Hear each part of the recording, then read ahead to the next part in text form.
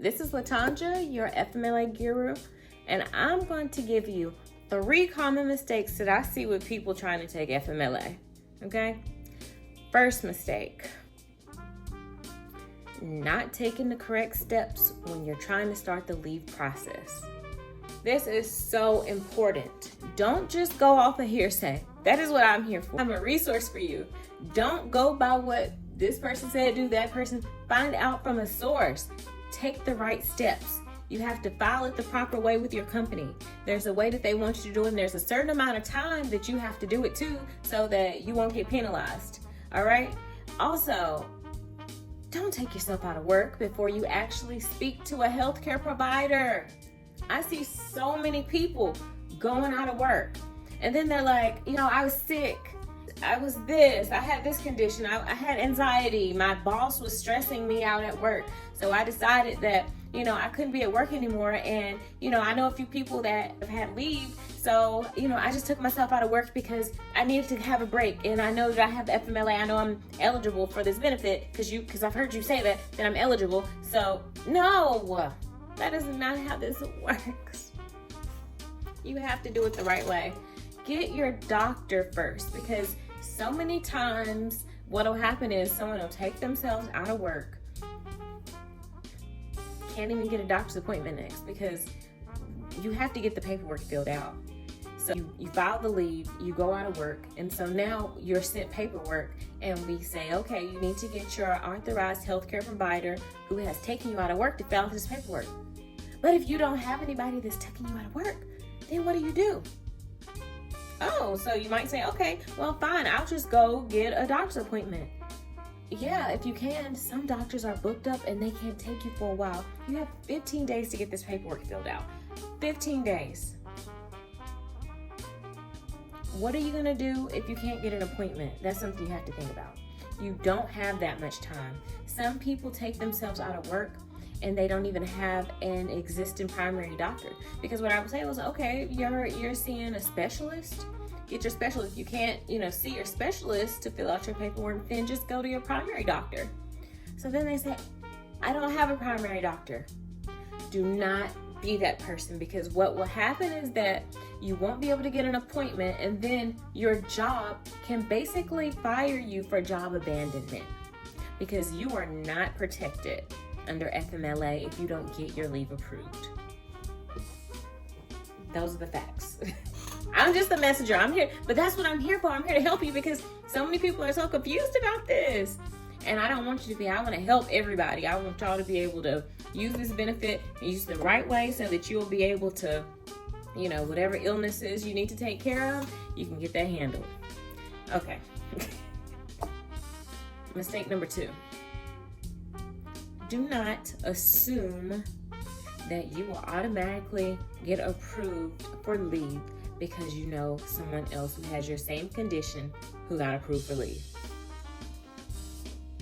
You're not them. You are not them. You know the saying that they used to say, don't worry about what's going on over there. You just worry about what's in your house, because y'all having the same. That's correct. You don't know what they're doing. You don't know what type of doctor they're going through, because people don't tell you all of their business. Okay? That coworker that is telling you, oh, I went out on this, and hey, I'm getting this done. You don't know what they're out of work for, because they don't have to tell you, and they may be telling you something that's not true because they don't want you in their business. So don't go in assuming that you'll automatically get the leave. There's a lot of things that need to be filled out. You have to go to the right providers. There's many steps. It's deeper than just saying, okay, me and you have the same condition and we should be able to get the same time and we should be able to get out. No, it doesn't work like that. So just make sure that you do your due diligence. Give all the details. Make sure that you prepare, that you are seeing a provider. And if you can go out of work, we will let you know. When you first call to apply, I would say, ask, is this something that you would consider a serious health condition? Just give a little bit of information or ask to speak to a leave specialist or someone with the company who can kind of give you a little bit more insight on what you're doing. Just so you'll have a little bit more information so that you can kind of manage your expectations. Okay. The third mistake that I see so many people making.